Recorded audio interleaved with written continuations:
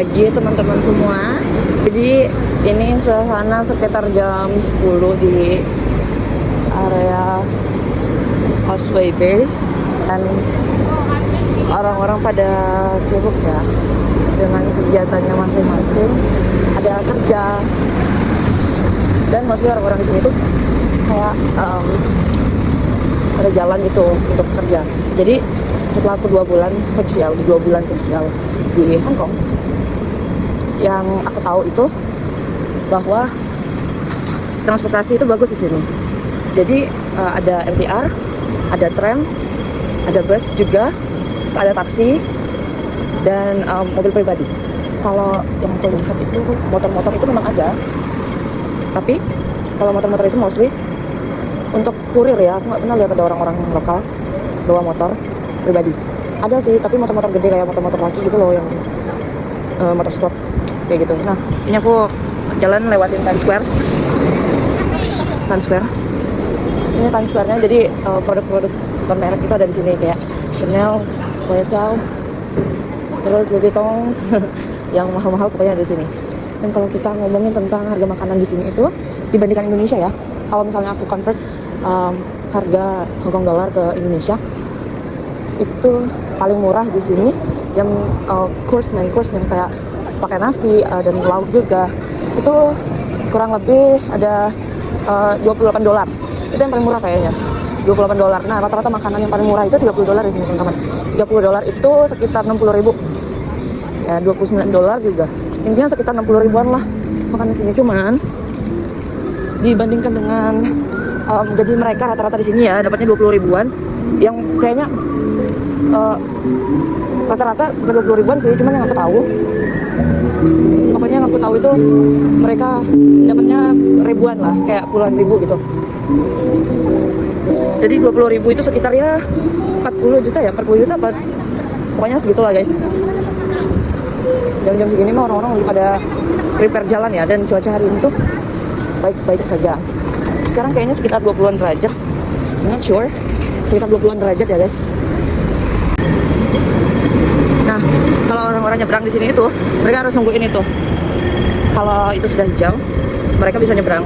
Jadi mereka bakalan sabar nungguin supaya hijau. Mereka akan tunggu, tapi di sini tuh 50-50. Ada orang yang benar-benar taat banget sama peraturan. Ada juga orang yang kayak ya udah aja sama peraturan. Jadi mereka akan tetap jalan walaupun lampunya merah begitu kan. Sebenarnya nggak boleh jalan, tapi mereka tetap jalan. Nah, itu tuh sering terjadi teman-teman. Tapi yang aku salutin di sini itu polisinya itu bagus-bagus. Jadi mereka kalau misalnya mereka lihat tuh ada yang begitu, nggak didiamin, nggak bakal didiamin, pasti mereka bakalan tegur atau even bakal dicari gitu loh orangnya, cegat gitu. Waktu itu aku sempat lihat sih ada polisi yang seperti itu, dan mereka jaga gitu, patrolinya itu nggak pakai motor, patrolinya itu jalan kaki begitu ya yang aku lihat. Ini tram.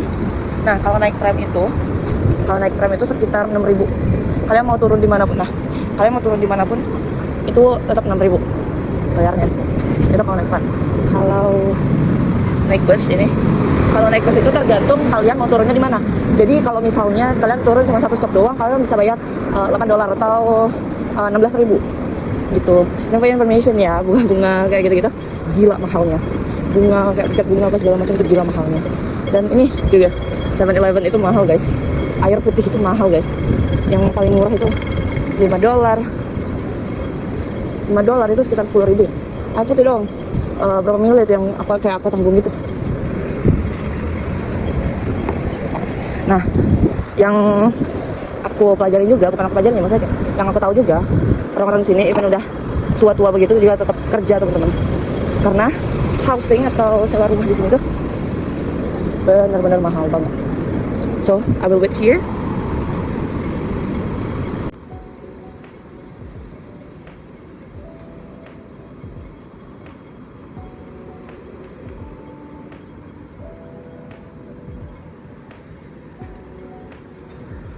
Itu ya teman-teman, orang-orang pada nunggu itu lampu supaya hijau.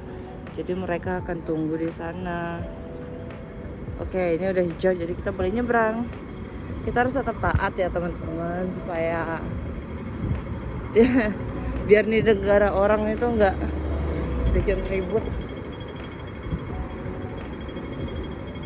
Oke, lanjut lagi. Jadi housing di sini tuh benar-benar mahal banget, banget.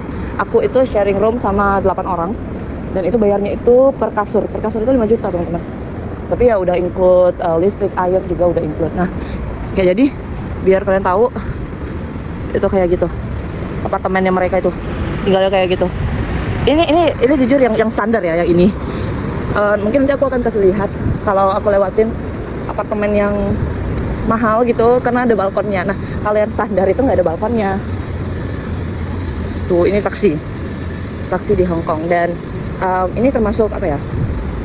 Mahal juga sih kalau pakai taksi, sekitar 100.000, $50 sekian.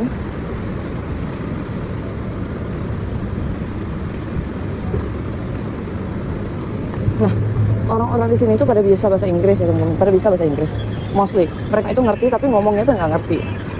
Kalau misalnya kalian ngobrol dan nanya arah ke orang-orang muda yang masih muda-muda gitu, mereka bakalan jawab bisa bahasa Inggrisnya bagus.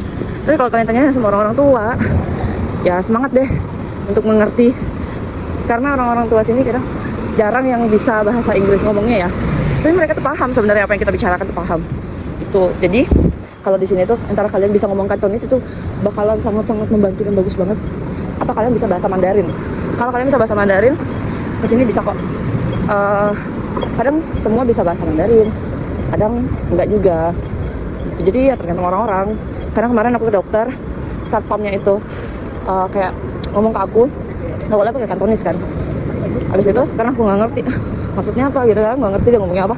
Jadi dia ngomong pakai bahasa Mandarin, nyuruh aku datang lagi besok gitu. Oh, aku baru ngerti deh. Ya, jadi ini udah masuk ke pertokoan. Ini mobil-mobil.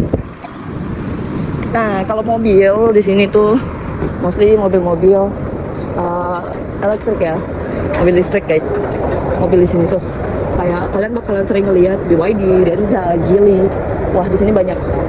Dan juga mobil sport tuh gila banget di sini. Anyway, aku naik eskalator literally untuk naikin tangga doang. Ada eskalator dan biasanya tuh ada lift teman-teman buat naik dan turun gitu. Naik dan turun itu biasanya ada eskalator, ada lift gitu, kayak benar-benar bagus banget infrastrukturnya. Look here, inilah Hong Kong, daerah Wan Chai.